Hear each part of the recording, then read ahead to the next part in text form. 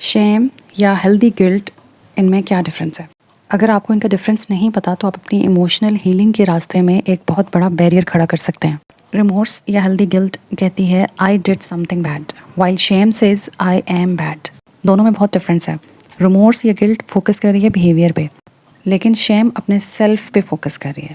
Remorse یا ہلدی پچھتاوا جو ہوتا ہے یہ آپ کو دوسروں کی فیلنگس کے بارے میں کنسرن کرتا ہے، جبکہ شیم جو ہے یہ آپ کو آپ کی اپنی فیلنگس اور اپنی ورتھلیسنس کے بارے میں کنسرن کر رہی ہوتی ہے۔ شیم آپ کو موٹیویٹ نہیں کرتی کہ آپ کوئی پازیٹیو چینج لے کر آئیں، بلکہ ہوپلیسنس کی طرف لے کر جاتی ہے۔ اگر آپ یہ بلیو کریں گے آئی ایم بیڈ تو پھر آپ پاور لیس فیل کرتے ہیں چیزوں کو امپروو کرنے کے لیے۔ اس لیے شیم جو ہے یہ ہائیلی کوریلیٹڈ ہے with addiction, depression, violence, aggression, اور یہ آپ کو پرابلم سے بھاگنے کی طرف مائل کرتی ہے، جبکہ ہیلدی ریمورس آپ کو اس کو فکس کرنے کی طرف لے کر آتا ہے۔ اینڈ اسپرچولی ٹاکنگ، شیم آپ کو اللہ سے معافی مانگنے اور کوشش کرنے کے بجائے آپ کو ہائڈ کرنے کی طرف، چھپنے کی طرف لے کر جاتی ہے۔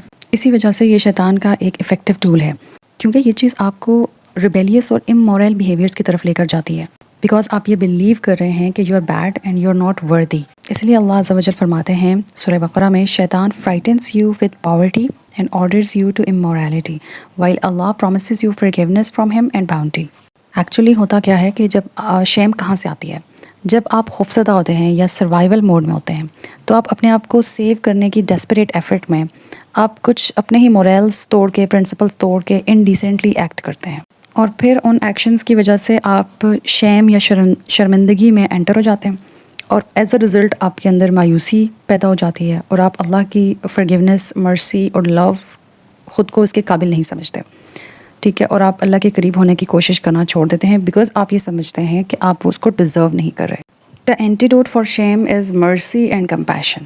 اب ہم دیکھتے ہیں اللہ کی رحمت، گاڈز مرسی versus means shame.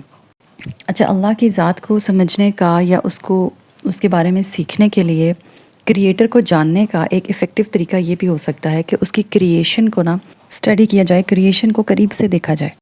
For example human beings کو لے لیں، جب دوسرے انسانوں سے غلطی ہو جائے تو ہم کیسے رسپونڈ کرتے ہیں؟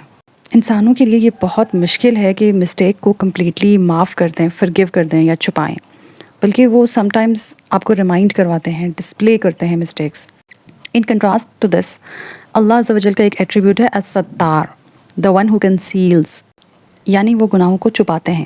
توبہ کی ایک دعا ہے، یہ بہت پاورفل دعا ہے، اس کے اینڈ میں آتا ہے فَإِنَّهُ لَا يَغْفِرُ الذُّنُوبَ إِلَّا أَنْتَ، means no one can forgive except you، آپ کے سوا کوئی معاف نہیں کر سکتا۔ پیپل نیور forget them، لوگ اس چیز کو کبھی بھولتے نہیں ہیں، مٹاتے نہیں ہیں۔ کچھ لوگ تو شاید کنٹینیوسلی ریمائنڈ کرواتے رہتے ہیں پچھلی غلطیوں کو، بٹ اللہ تعالیٰ ایسا نہیں کرتے۔ ریپینٹنس کے بعد، توبہ کے بعد، اللہ تعالیٰ آپ کو جج نہیں کرتے آپ کے پاسٹ کے گناہوں سے، اس کو بار بار مینشن نہیں کرتے، آپ کو شیم نہیں کرواتے آپ کے پچھلے گناہوں سے۔ Only he can arrays it. مخلوق کے لیے، کریشن کے لیے جو چیز ریڈیکیول کا باعث تھی، جو غلطیاں آپ کی ریڈیکیول کا باعث بنی، خالق کی نظر میں، کریٹر کی نظر میں توبہ کرنے کے بعد وہی چیز آپ کے لیے آنر کا باعث بن گئی۔ اگر کچھ اور نہیں تو صرف اتنی ہی جو یہ کوالٹی ہے، اس کے جاننے سے ہی اس ذات سے محبت ہو جاتی ہے۔ Check out this complete play list for emotional healing.